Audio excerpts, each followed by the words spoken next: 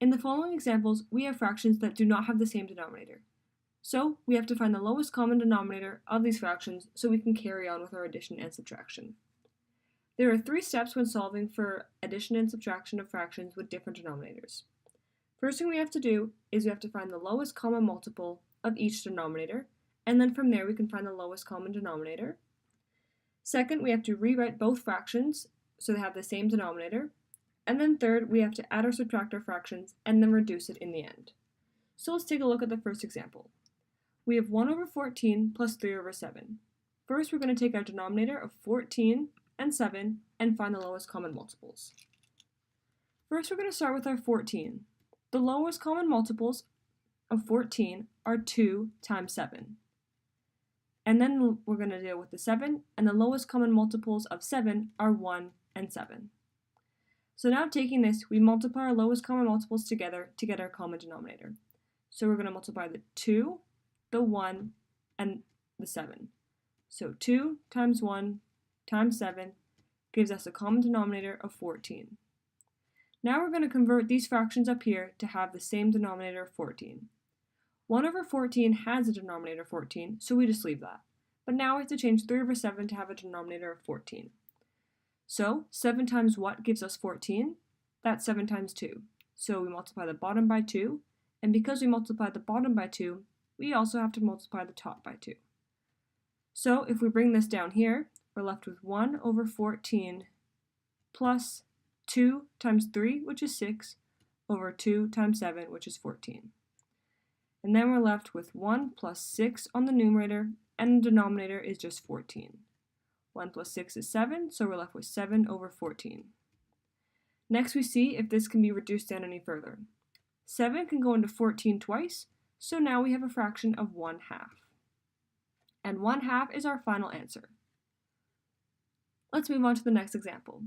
We have 7 over 8 plus 3 over 20. Again, our first step is to find the lowest common multiples of 8 and 20.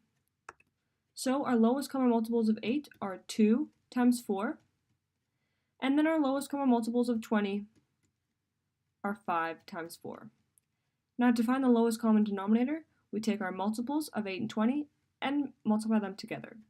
So we take 2 times 5 times 4. And we're left with 2 times 5 is 10, and 10 times 4 gives us 40. So our lowest common multiple is going to be 40. So to get 7 over 8 to have a denominator of 40, we have to multiply the top and the bottom by 5. And then to get 3 over 20 to a common denominator of 40, we have to multiply 20 by 2 and then the top by 2. So now we're left with 5 times 7, which is 35, all over 8 times 5, which is 40, and then plus 3 times 2, which is 6, all over 20 times 2, which is 40. So we can see that they both have the same denominator, so that means we can carry on with the addition problem. So now we have 35 plus 6 all over 40, and 35 plus 6 is 41 over 40. So as we can see, this is an improper fraction, so now we have to change it into a mixed number. We see how many times does 40 go into 41, and it only goes into 41 once, so put the 1 up top, and the denominator is going to stay the same at 40, and then the numerator is how much we have left over. So 41 minus 1 times 40 leaves us with 41 minus 40, which is just 1. So our final answer is 1 times 1 over 40. Now let me just erase some of this so we can have some more room to answer our next questions. So now moving on to our next example, we have 2 over 3 minus 3 over 5. Our first step is to find the lowest common multiples of 3 and 5. Lowest common multiples of 3 are 1 times 3, and the lowest common multiples of 5 are 1 times 5. Now we take these numbers and we multiply them together, so we get 1 times 3 times 5, and we're left with 15. So our common denominator is going to be 15.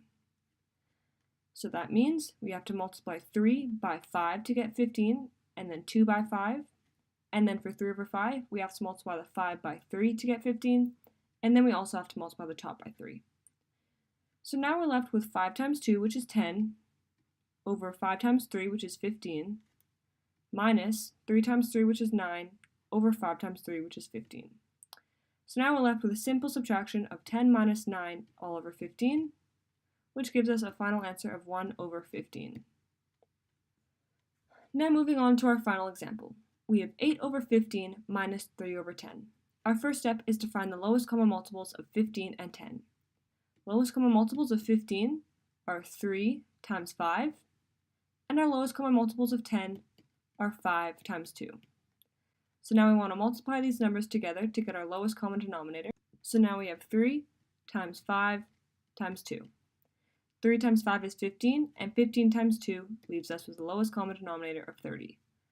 So now, to convert 8 over 15 to have a denominator of 30, we have to multiply the top and bottom by 2.